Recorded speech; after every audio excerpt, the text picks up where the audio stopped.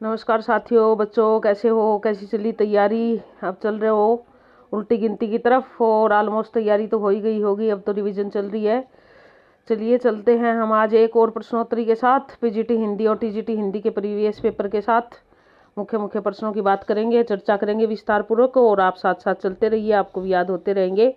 पहला प्रश्न है हमारा, शारदिया नाटक के नाटककार कौन है, यानी कि शारदिया किसका नाटक है। अब ये देखिए, ये हमारे जगदीश चंद्र माथुर का है, बिल्कुल ठीक ऑप्शन है यहाँ पे, जगदीश चंद्र माथुर जी का ही है।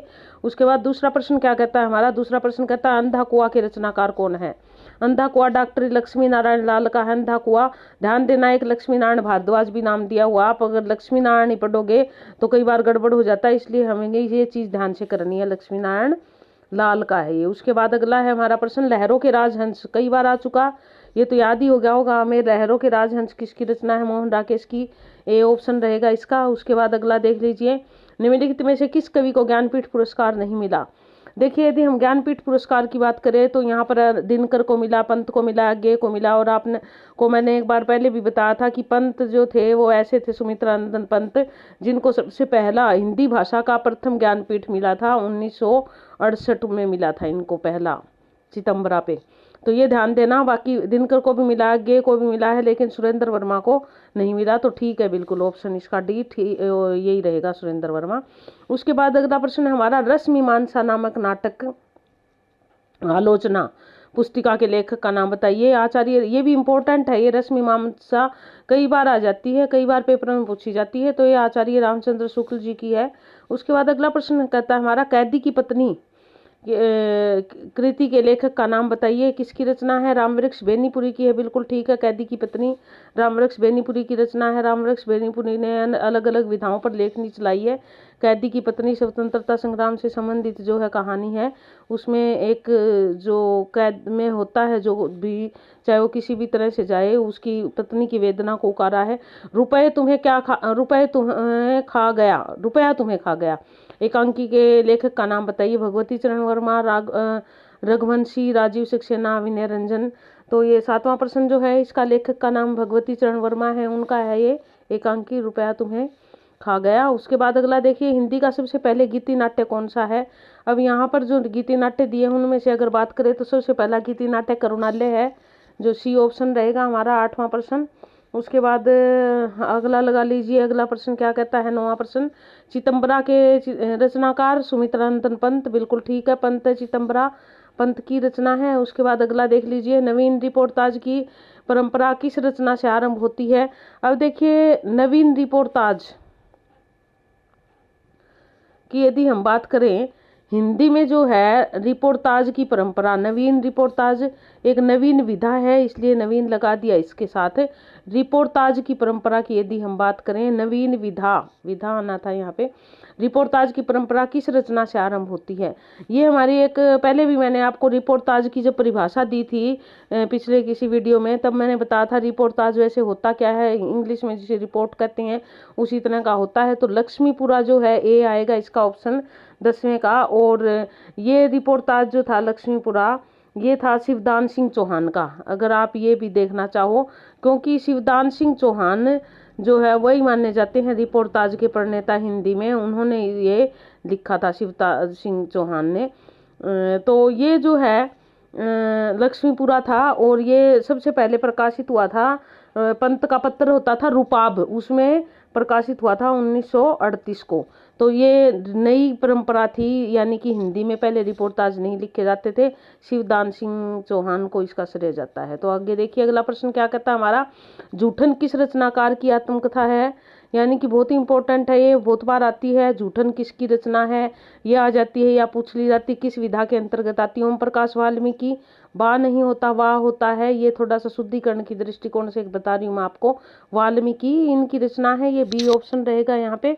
उसके बाद अगला देख लीजिए, मनीषी की लोक यात्रा किसकी जीवनी है, कविनाथ गोपीराज की जीवनी है ये मनीषी की लोक यात्रा, ये सी ऑप्शन बिल्कुल ठीक है इसका, 12वां प्रश्न हमारा। उसके बाद अगला 13वां प्रश्न पर देखिए, लोहे की दीवार के दोनों ओर किसकी कृति है, यशपाल जी की कृति है, लोहे की दीवार के दोनों ओर। ये जो है यशपाल जी ने भारत पाक विभाजन पर बहुत सारी रचनाएं हैं इनकी।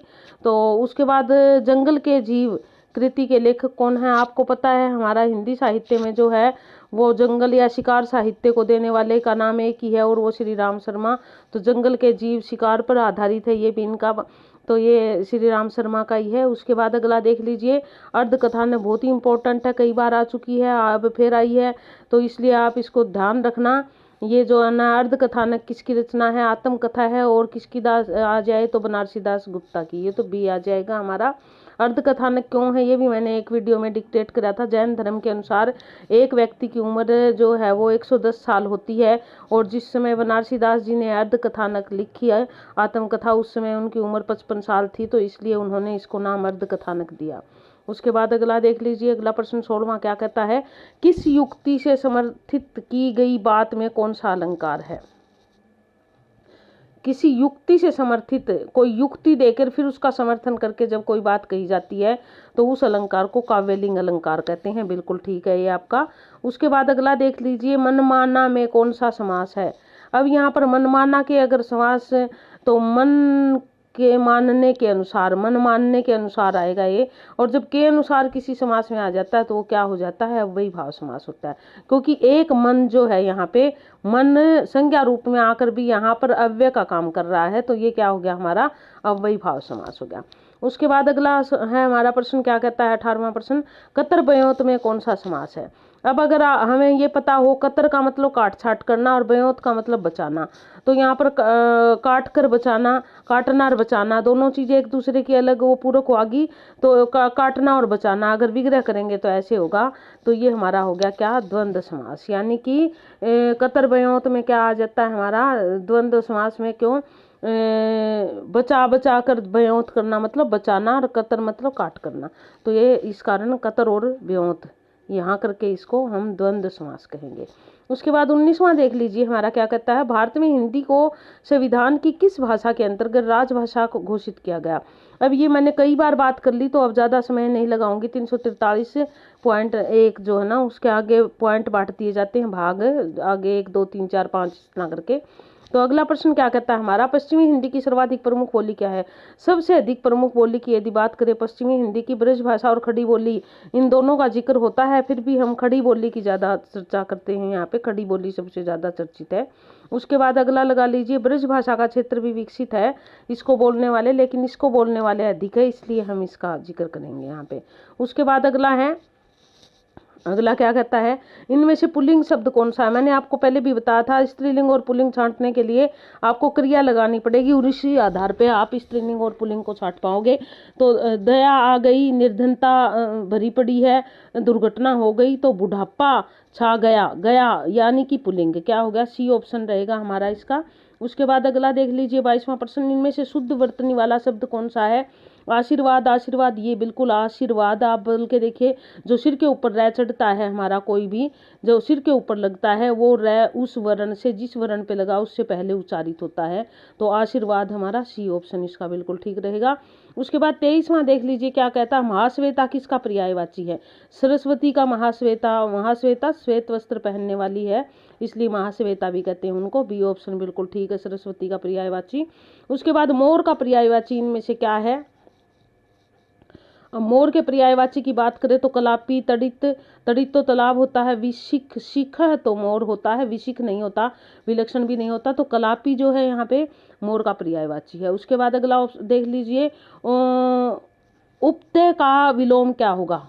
उपतय मतलब ऊपर का कम यानी कि, और अधिकतय मतलब अधिक, या तो ये आ जाएगा हमारा सी आ जाएगा इसका, ऑप्शन सी है इसका। उसके बाद 26वां प्रश्न देख लीजिए, निम्नलिखित घोड़ा का पर्यायवाची शब्द क्या होगा? घोड़ा, घोटक बिल्कुल है, सैंधव ऐसव सारा है, यातुधान नहीं होगा घोड़े का। 26वां प्रश्न हमारा यातुधान का जो है, बिल्कुल यातुधान का मतलब होता है राक्षस, यानी कि राक्षस का जो है वो क्या होता है? ऑप्शन यातुधान भी होता है। उसके बाद अगला लगा लीजिए, पाश्चात्य का विलोम शब्द क्या है? पाश्चात्य का यदि विलोम करेंगे हम तो पूर्वीय आएगा। पाश्चात्य मतलब पाश्चात्य से, पौर्वात्य नहीं होता, ये ध्यान रखना, ये पूर्वीय आएगा पाश्चात्य का विलोम। उसके बाद अगला देख लीजिए, देवताओं के उपवन को क्या कहते हैं? नंदन कानन, अशोक वाटिका, स्वर्ग कोई नहीं। स्वर्ग तो रहने का स्थान है, अशोक वाटिका जो है एक विशेष रावण का जो बगीचा था उसको कहा गया था। तो देवताओं के उपवन को नंदन कानन कहते हैं, यानी कि ये ऑप्शन रहेगा इसका। उसके बाद 29वां देखिए, कारतूस किस भाषा का शब्द है? अब कारतूस की यदि बात करें तो यहाँ पर जो है हमारी भाषा जो है वो कौन सी है? फ्रेंच है। ये फ्रेंच नहीं है, फ्रेंच भाषा का शब्द है कारतूस, क्योंकि हिंदी में बहुत सारे शब्द दूसरी भाषाओं से भी लिए गए हैं। उसके बाद अगला प्रश्न है, इसमें से शुद्ध वाक्य कौन सा है? हमें शुद्ध वाक्य मेरे प्राण निकल गए, मेरा प्राण निकल गया, मेरा प्राण निकल गए, मेरी प्राण निकल गई। ना तो मेरी आएगा, ना मेरा प्राण निकल गया आएगा, ना मेरा प्राण निकल गया आएगा, मेरे प्राण निकल गए। ए ऑप्शन जो है ठीक आएगा, क्योंकि प्राण हमेशा बहुवचन में, प्राण जो है उसका उच्चारण हमेशा बहुवचन में होता है, ये ध्यान देना। तो इसलिए मेरे प्राण निकल गए, ये वाला ऑप्शन इसमें सही है, ए ऑप्शन सही है। उसके बाद अगला देख लीजिए, 31वां प्रश्न क्या कहता है? अपने मेरे बिना स्वर्ग नहीं दिखता, अपने मरे बिना स्वर्ग नहीं दिखता। ये तो हमारे यहाँ हरियाणा में तो ये पंक्ति जो ना बार बार कई बार इस्तेमाल होती है, घरों में भी वो ऐसे बोल देते हैं कि खुद मरे बिना स्वर्ग नहीं है, यानी कि खुद मरे बिना स्वर्ग को नहीं, हरियाणा वाले तो ऐसे बोलते हैं भाई। तो अपने मरे बिना स्वर्ग नहीं दिखता का अभिप्राय क्या है? स्वयं प्रयत्न करने पर ही काम बनता है, विपत्ति में बढ़े बिना अच्छा फल नहीं मिलता, प्रयत्न किए बिना वास्तविकता सामने नहीं आती, स्वयं ही सब कार्य करना पड़ता है। तो इसमें क्या होता है? इसमें ये ऑप्शन जो ना प्रयत्न किए बिना वास्तविकता सामने नहीं आती, सही तो ये है इसका। लेकिन अगर ये भी देखिए इसमें डाउटफुल सा है, स्वयं प्रयत्न करने पर ही काम बनता है, ये वाला भी इसका ऑप्शन रहेगा। दोनों ऑप्शन हो सकते हैं, लेकिन जो सारगर्भित जो इसका है वो यही है कि प्रयत्न करे बिना वास्तविकता सामने नहीं आती। उसके बाद अगला देख लीजिए, अगला क्या है? कला परिच्छेद के लेखक का नाम बताइए। दंडी बिल्कुल ठीक है, सी ऑप्शन है इसका, दंडी है। उसके बाद 33वां प्रश्न कहता है, ये कई बार हो गया लेकिन इसमें अलग अलग चीजें पूछी जाती है। उत्तर रामचरित्र चरित्रम में का प्रधान रस क्या है? इसमें रस पूछा गया है। अगर उत्तर रामचरित्रम की बात करें हम, तो इसका प्रधान रस जो है वो शांत रस है, शांत रस है ज्यादातर इसमें। उसके बाद अगला देख लीजिए, यदि ई उ और री के बाद कोई भी भिन्न स्वर आए तो परिवर्तन क्रमशः यह व र हो जाता है, उसमें कौन सी संधि होगी? बिल्कुल सही बात है, ये होगी हमारी यण संधि होगी। जैसे देखिए हम लेते हैं जैसे इति प्लस आदि, तो यहाँ पर ये जो है यह में बदल जाएगा तो हमारा बन जाएगा इत्यादि, ठीक है। इसी प्रकार जो है ना दूसरे कर सकते हैं हम ऊ और री वाले, तो ये हमारा यण संधि है। उसके बाद संधि की एक बहुत अच्छी सी वीडियो मैंने बनाई हुई है, अगर आपकी रुचि हो तो आप मेरे यूट्यूब चैनल पर जाकर देख सकते हो। और इससे पहले कि आगे बढ़े, उम्मीद है कि आपने लाइक कर दिया होगा, सब्सक्राइब भी कर दिया होगा नए बंधुओं ने, और शेयर तो अवश्य कर दिया होगा। शेयर जरूर करो अपनी ये सारी वीडियो, क्योंकि अपने सगे संबंधी मित्र बंधु जो भी आपके जानने वाले हैं, आप उनको भी इसका लाभ दो ताकि उनको भी इसका फायदा हो सके। और आप लाइक करते हो तो मुझे बहुत अच्छा लगता है, किसको बुरा लगेगा? आप लाइक करोगे तो इसका मतलब आप मुझे पसंद कर रहे हो, पसंद कर रहे हो तो मैं आपके लिए नई नई वीडियो लेकर आ रही हूँ। चलिए जी आगे देखते हैं। मनोविज्ञान में कौन सी संधि है? विसर्ग संधि है, बिल्कुल ठीक है। मन है प्लस क्या हो जाएगा? मन है प्लस विज्ञान। अब यहाँ पर जो था वो क्या था? ए के बाद विसर्ग और उसके बाद कोई भी अलव है, यानी कि अंत तीसरा चौथा वर्ण आ जाए तो वो क्या ओ में परिवर्तित हो जाता है। इस नियम के अनुसार विसर्ग संधि आएगी, बिल्कुल ठीक है। उसके बाद अगला क्या कहता है कि ये हिंदी साहित्य के इतिहास लेखन की परंपरा का सूत्रपात किससे माना जाता है? इतिहास लेखन की परंपरा बहुत ही अच्छी सी बिल्कुल डिटेल में मैंने वीडियो बनाई है, क्योंकि शुरुआत में मेरी मंशा यही थी कि मैं पूरे चैप्टर अच्छे से पढ़ा के डिटेल में वीडियो बनाऊं, लेकिन समय बीतता चला गया और इतना समय नहीं था, इस कारण प्रश्नोत्तरी उठाई हमने। और एक ये पता नहीं सौभाग्य की बात है क्या या दुर्भाग्य की है कि हमारे जो देखने वाले हैं वो भी प्रश्नोत्तरी ही ज़्यादा देखते हैं, और जो ज़्यादा डिटेल में वीडियो करा रखी है वो यूँ लगता है कि ये समय का जो है वो ऐसे ही वो कर रखा है कि भाई ज़्यादा समय लगता है, लेकिन ऐसी बात नहीं है। बेसिक नॉलेज तो बेसिक होती है, आपकी मर्जी। वो तो हमारी देखिए जैसे जैसे हर एक की अपनी मनस्थिति होती है, लेकिन प्रश्नोत्तरी से यूँ होता है कि प्रश्न याद हो जाते हैं। कहीं ना कहीं आपकी बात भी मैं मानती हूँ। तो देखिए हम आगे अगर आप देखना चाहो तो बहुत ही विस्तार पूर्वक हिंदी साहित्य का इतिहास लेखन परंपरा मैंने करवाई हुई है, शुरुआती वीडियो में आप देख सकते हो। तो गारसादा तासी बिल्कुल है, देखिए गारसा दातासी ने जो है वो इकट्ठे बहुत सारे कवि कुवि लेखक सारे इकट्ठे कर दिए थे, तो रॉ मटेरियल कहते हैं वैसे तो उसको, लेकिन ये एक जो ना फ्रेंच विद्वान थे और फ्रेंच भाषा में ही लिखा था इन्होंने। तो ये गारसा दातासी ने ही लिखा था पहला जो हमारा हिंदी साहित्य का इतिहास है। उसके बाद तो जॉर्ज ग्रियर्सन का जो था उसको जो है इन्होंने 11 भागों में बांटा, अपने लिखा इन्होंने जो ना लगभग 5000 के करीब कवियों को उसमें जो ना रख दिया अलग अलग उसके अनुसार। सबसे सारगर्भित जो माना जाता है वो रामचंद्र शुक्ल जी का माना जाता है। मिसर बंधुओं ने भी जो है वो दो पार्टों में लिखा अपना हिंदी साहित्य का इतिहास। तो ये जो न सबके नाम इतिहास लेखन वाले हैं, लेकिन सबसे ज्यादा इनका मानने हैं और शुरुआत जो है वो गारसा दातासी ने की थी। तो बिल्कुल सही है हमारा ये।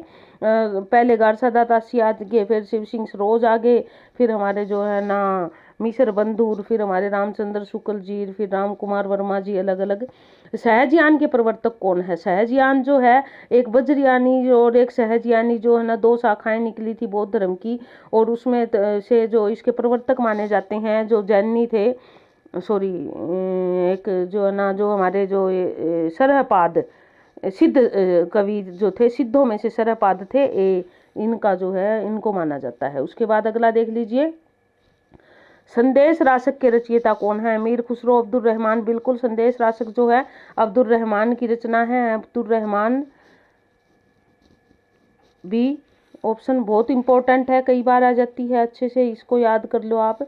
उसके बाद अगला है हमारा, तुलसीदास जी ने भी भ्रमर परंपरा के अंतर्गत जो है ना भ्रमर गीत की रचना की थी तुलसीदास जी ने भी।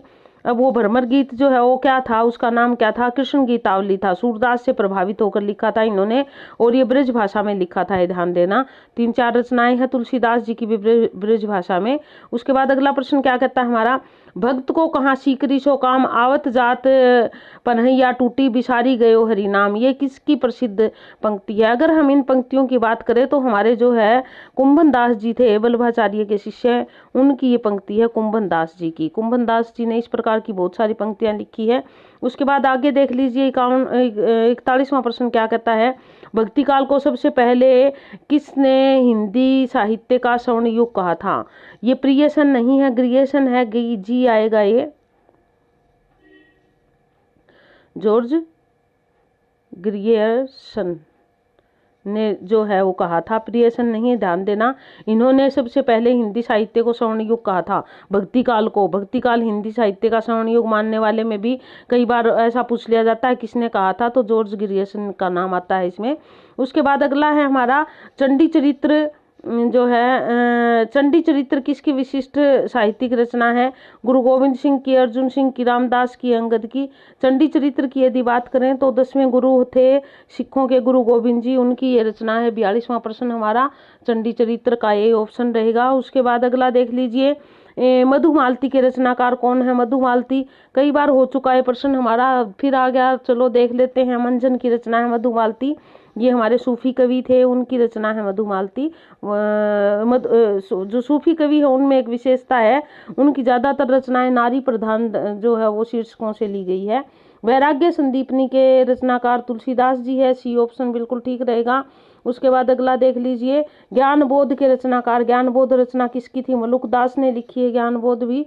उसके बाद अगला प्रश्न है, पद्मावत की विधा है, हाँ ये थोड़ा सा ध्यान देने का प्रश्न है, पद्मावत किस विधा में लिखा गया है? अगर पद्मावत की बात करें तो जायसी का है पद्मावत, और अगर विधा की बात करें तो ये किस श्रेणी में आता है? महाकाव्य की श्रेणी में आता है, क्योंकि इसमें महाकाव्य के सारे गुण हैं। उसके बाद जो है क्या है इसका, जो पद्मावत में लगभग पद्मावत के जो देखिए इसके खंड तो नहीं है, इसमें दोहों की बात है। अब दोहों की बात क्या है, इसके जो है प्रत्येक 7 चौपाई आती है, फिर एक दोहा आता है, तो इस प्रकार करके है। और इसमें लगभग 663 के करीब जो है दोहे है, तो आप लगा लो कि इतना बड़ा है ये।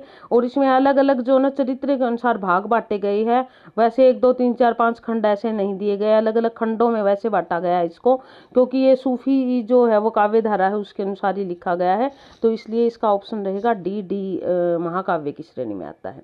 तो 47वां प्रश्न क्या कहता है हमारा, भ्रमर गीत परंपरा के भंवर गीत किसकी रचना है। भंवर गीत की यदि हम बात करें 47वें प्रश्न की, तो ये नंददास ने लिखा है। भ्रमर गीत, भंवर गीत, भांवर गीत, इस प्रकार करके अलग अलग नाम दिए। नंददास का है भंवर गीत। जो नंददास की जो गोपियां है, देखिए सूरदास की गोपियां हैं वो क्या है, वो इतनी ज्यादा दबंग नहीं है, लेकिन नंददास की जो गोपियां हैं वो बहुत ही ज्यादा वाकपटु है और वो ज्यादा चतुर है सूरदास की गोपियों से भी ज्यादा, तो भंवर गीत में उन्होंने दिखाया है। उसके बाद अगला देखिए, विनय पत्रिका की भाषा कैसी है। विनय पत्रिका मैंने पहले भी बताया, तुलसीदास का कहते हैं भगवान के नाम एक चिट्ठी है, एक पत्र है जो विनय पत्रिका ब्रज भाषा में लिखी थी उन्होंने। उसके बाद अगला है 84 वैष्णव की वार्ता गोकुलनाथ जी की है। गोस्वामी गोकुलनाथ की 84 वैष्णव की और 200 वैष्णव की वार्ता मूल रूप से जीवन वृत्त है, कहानी वृत्त, हाँ जीवन वृत्त है। ये अलग अलग, एक में तो 252 की और एक में जो 84 वैष्णवों का जीवन वृत्त है, उनमें जीवन के बारे में दिया है। उसके बाद अगला देखिए, सुदामा चरित के लेखक कौन है। नंददास जी ने लिखा सुदामा चरित, नंददास है सुदामा चरित के लेखन। कालिदास हजारा की रचना किसने की थी, स्वयं कालिदास जी ने की थी, बी ऑप्शन रहेगा इसका। उसके बाद अगला प्रश्न देख लीजिए 52वां, सुजान सागर के लेखक कौन है। सुजान सागर जो है घनानंद बोधा ठाकुर आलम घनानंद की रचना सुजान सागर। ये इसके बारे में मैंने आपको पहले भी बताया था, एक बार पहले भी आगे, रीतिकालीन कवि हमारे घनानंद जी है और उनकी रचना सुजान से, उनको जो है ना सुजान नाम से उनकी रचनाएं हैं, क्यों है वो भी मैंने पहले बताया था एक बार आपको। बिहारी सतसई पर फिरंगे सतसई नाम की फारसी भाषा में एक टीका लिखी गई, इसके टीकाकार कौन थे। आनंदलाल टीकाकार, मतलब उसका जो है वो रूपांतरण सा किया गया, यूं मानो आप, अनुवाद टाइप का होता है टीका। तो बिहारी सतसई पर फिरंगे सतसई लिखी, ये आनंद लाल वर्मा ने लिखी, बी जो है ऑप्शन रहेगा इसका। जो किसान के रचनाकार कौन है, बहुत इंपॉर्टेंट है इस समय ये। किसान की यदि हम बात करें तो ये क्या है हमारा, ये प्रश्न भी इंपॉर्टेंट बन जाता है, किसान की रचना किसने की। तो ये ए ऑप्शन रहेगा, मैथिली शरण गुप्त ने की किसान की रचना। उर्मिला किसका प्रबंध काव्य है। 55वां प्रश्न हमारा, नरेंद्र शर्मा, रामेश्वर शुक्ल अंचल, बालकृष्ण शर्मा नवीन, इनमें से कोई नहीं। 55वें प्रश्न की यदि हम बात करें तो ये जो है हमारा, इनमें से कोई नहीं, ये गलत है, क्योंकि ये रचना है किसकी, ये रचना है बालकृष्ण शर्मा नवीन की। सी ऑप्शन रहेगा इसमें से, ये गलत है, ये नहीं आएगा, सी ऑप्शन आएगा, बालकृष्ण शर्मा नवीन, उन्होंने लिखा है उर्मिला प्रबंध काव्य, उनका है। तो अगला प्रश्न देख लीजिए 56वां, कलाधर नाम से कविता लिखने वाले का नाम बताइए। कलाधर नाम से लिखते थे जयशंकर प्रसाद जी, तो ये बिल्कुल ठीक है, बी ऑप्शन इसका। उसके बाद अगला प्रश्न देखिए, अपराजिता के लेखक का नाम बताइए। यानी कि अपराजिता किसने लिखी, रामेश्वर शुक्ल अंचल की रचना है ये। तो अंचल दिया हुआ है यहाँ पे, रामेश्वर शुक्ल अंचल पूरा नाम है इनका, अंचल की रचना, बी ऑप्शन बिल्कुल ठीक है इसका। उसके बाद मुक्तिबोध किसकी रचना है, ना सॉरी मुक्तिबोध नहीं, प्रश्न हमारा कुछ और था। सागर मुद्रा के लेखक का नाम बताइए। सागर मुद्रा जो है गे जी ने लिखी है, बी ऑप्शन बिल्कुल ठीक रहेगा इसका। उसके बाद 59, बलदेव खटिक किसकी कविता है। लीलाधर जगुड़ी की रचना है बलदेव खटिक, बी ऑप्शन बिल्कुल ठीक है इसका। उसके बाद अगला देख लीजिए क्या कहता है प्रश्न, आत्मजयी के लेखक कौन है। बहुत ही इंपॉर्टेंट है, मैंने पहले भी बताया है आपको, ये बहुत बार पेपरों में पूछा जाता है, आत्मजयी किसकी रचना है, इसके लेखक का नाम है। और ये हम जब एनसीईआरटी के लेखक परिचय करे थे तब भी मैंने ये करवाई थी। तो कुंवर नारायण जो है इसके लेखक का नाम है, ए ऑप्शन बिल्कुल ठीक है। ठंडा लोहा के रचनाकार कौन है। ठंडा लोहा, बंद गली का आखिरी मकान और जो नठेले पर हिमालय, सूरज का 7वां घोड़ा, इस प्रकार की जो चीजें हैं, लेख है या संग्रह है, वो किसके है, धर्मवीर भारती जी के हैं। उसके बाद अगला लगा लीजिए, अमन के राग के लेखक का नाम बताइए। अमन के राग जो है ना कविता है किसकी, शमशेर बहादुर जी की कविता है ये, सी ऑप्शन है यहाँ पे। उसके बाद अगला देख लीजिए, उदय भानचरित के लेखक जिसका नाम क्या है दूसरा, रानी केतकी की कहानी, वो इंशाअल्लाह खां की है, उदय भानचरित के नाम से भी जानी जाती है। और इसका दूसरा नाम है, मैंने पहले भी आपको बताया था, और ये मैंने जब शुरुआती हिंदी का विकास करवा रखा है उसमें भी बताया था कि किस प्रकार जो है 4 स्तंभ है हमारे गद्य का विकास करने वाले, जिन्होंने हिंदी गद्य के विकास में महत्वपूर्ण भूमिका निभाई है। तो उदय भानचरित रानी केतकी इंशाअल्लाह खान की है, जिसको हिंदी की पहली कहानी भी माना जाता है। उसके बाद अगला प्रश्न देख लीजिए 64वां क्या कहता है, हिंदी के प्रथम गद्यकार, हिंदी के प्रथम गद्यकार किसको माना जाता है? बालकृष्ण भट्ट, भारतेंदु हरिश्चंद्र, राजा शिव प्रसाद, नहीं लल्लू लाल है, इनको प्रथम गद्यकार माना जाता है। बिल्कुल ठीक है। देखिए ये जो ना गद्य के, हिंदी गद्य के विकास में 4 स्तंभ थे हमारे, कौन कौन से थे? अब लल्लू लाल ने जो है कौन सी रचना थी लल्लू लाल की? इनकी रचना थी प्रेम सागर, जो इन्होंने लिखी थी गद्य में, प्रेम सागर थी। और इसके अलावा 3 और थे, 4 स्तंभ थे गद्य के। इंशाल्लाह खां, रानी केतकी की कहानी थी जिनकी, सदल मिश्र, मुंशी लल्लू लाल और मुंशी सदा सुखलाल, ये हमारे 4 स्तंभ माने जाते हैं गद्य विकास के। तो इनकी लल्लू लाल नाम आएगा इनमें जो दिए हुए हैं इनमें से। उनके बाद देखिए कली कौतुक रूपक के लेखक का नाम बताइए। प्रताप नारायण मिश्र, बालकृष्ण भट्ट, इनमें से कोई नहीं, और प्रेमधन। तो इसका प्रताप नारायण जो है, प्रताप नारायण मिश्र है, बी ऑप्शन बिल्कुल ठीक रहेगा 65 का। उसके बाद 66वां प्रश्न देख लीजिए, हिंदी का पहला समाचार पत्र कौन सा था? अब ये तो बताने की बात नहीं है, बहुत बार आ चुका है। हिंदी का पहला समाचार पत्र कौन सा था? हिंदी के यदि पहले समाचार पत्र की हम बात करें तो क्या किसका नाम आता है? उदंत मार्तंड का, यानी कि उदंत मार्तंड है। लेकिन कब निकला था ये भी बताया है मैंने आपको, कब बंद हुआ था ये भी बताया है। और इसके अलावा जो है ना संवाद, सारे पत्रों की बात कर लेते हैं हम। यदि संवाद कौमुदी की बात करें तो ये संवाद कौमुदी जो है 1821 में निकला, राजा राम मोहन राय, बंगाली में था संवाद कौमुदी।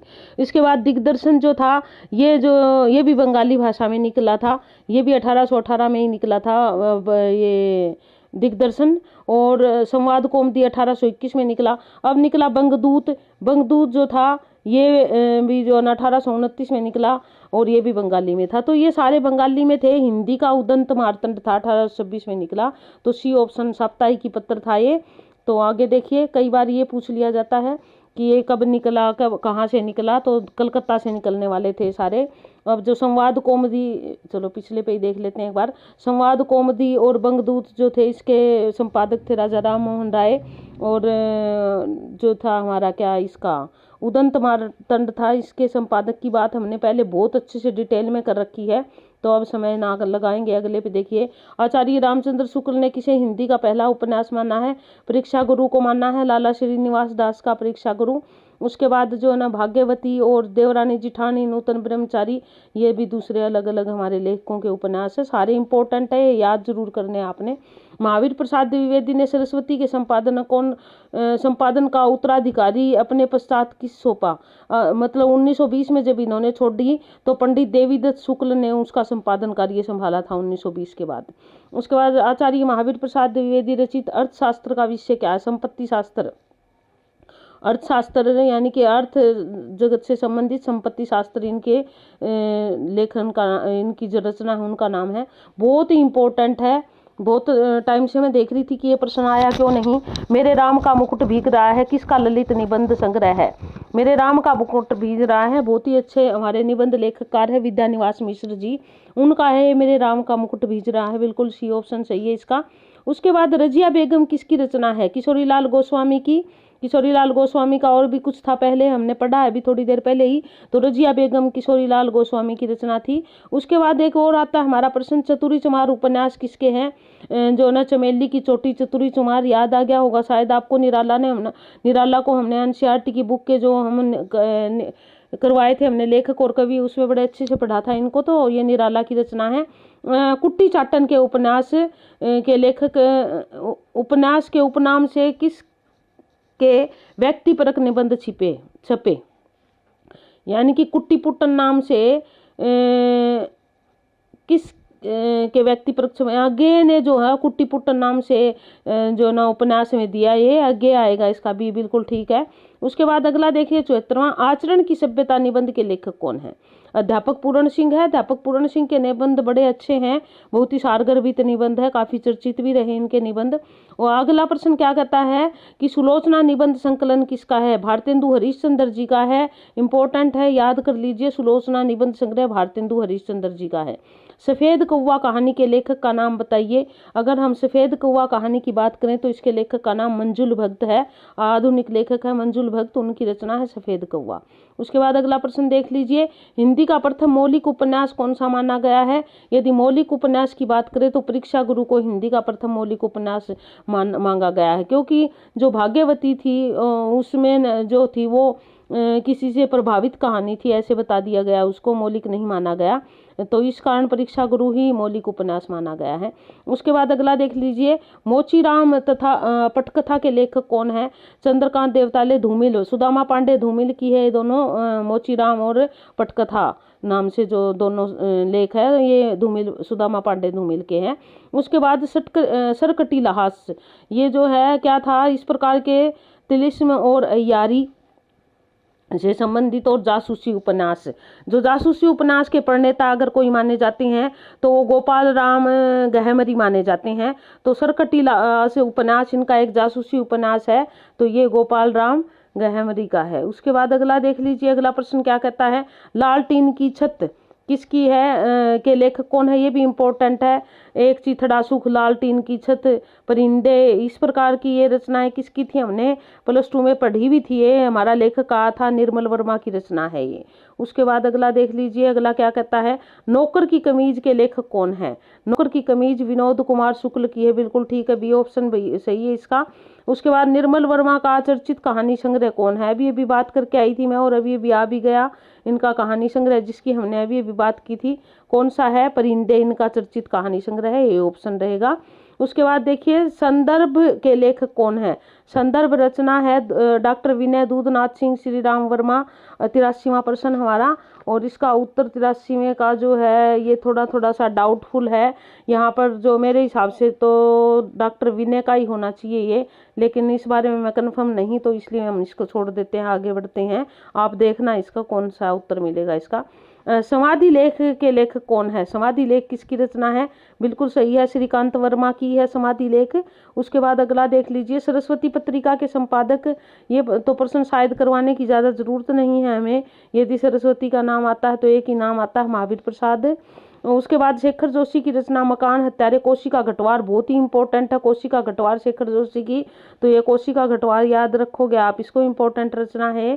प्रयाग रामागमन के लेखक कौन है, बालकृष्ण भट्ट प्रेमधन, ये जो न बद्री नारायण चौधरी प्रेमधन, इनका उपनाम है प्रेमधन, तो पूरा नाम बद्री नारायण चौधरी, तो ये सी ऑप्शन बिल्कुल ठीक रहेगा। उसके बाद अगला देख लीजिए, अगला क्या कहता है, विश्वामित्र नाटक के लेखक का नाम बताइए। विश्वामित्र नाटक के लेखक उदय शंकर भट्ट थे, बी ऑप्शन बिल्कुल ठीक है इसका भी। उसके बाद शिवा साधना नाटक किसका है, हरिकृष्ण का है, ये भी बिल्कुल ठीक है, हरिकृष्ण ने लिखा शिवा साधना। प्रसाद के जो नाटक है वो ऐतिहासिक नाटक है, चंद्रगुप्त, स्कंदगुप्त, दुर्योधनामिनी, वो हमने पहले पढ़े हैं। सेठ गोविंद दास ने भी जो है वो सामाजिक नाटक लिखे। उदय शंकर भट्ट के जो है वो नाटक, इनका मुझे इतना ज़्यादा ध्यान नहीं है। हरिशंकर का जो है वो शिवा साधना, यानी कि बी जो है हमारा ऑप्शन बिल्कुल ठीक है। उसके बाद अगर 90वां देख लीजिए, बहुत ही इंपॉर्टेंट है ये भी, जन्मेजय का नागयज्ञ। अब ये पंत की निराला प्रसाद, ये जयशंकर प्रसाद की रचना है, जन्मेजय का नागयज्ञ। किस प्रकार जो है जन्मेजय ने अपने पिता परीक्षित को बचाने के लिए नागयज्ञ किया, वो एक उसके माध्यम से यहाँ पे बताया गया है अपनी रचना में उन्होंने। उसके बाद अगला देख लीजिए, गोदान उपन्यास, ये बताने की आवश्यकता तो नहीं है, लेकिन यहाँ प्रश्न एक कोई और पूछा गया है। उनके जैसे हमारे प्रेमचंद जी की अधिकतर रचनाएं भी इसी प्रकार की होती है। पहले तो होती थी उनकी यथार्थोन्मुख आदर्शवादी, लेकिन जो बाद की रचनाएं हैं वो आदर्शोन्मुख ही यथार्थवादी है, तो इसलिए बी आएगा यहाँ पे। आदर्श भी स्थापित किया, लेकिन यथार्थ जो है इसमें उस पर खड़े होकर उन्होंने लिखी सारी रचनाएं।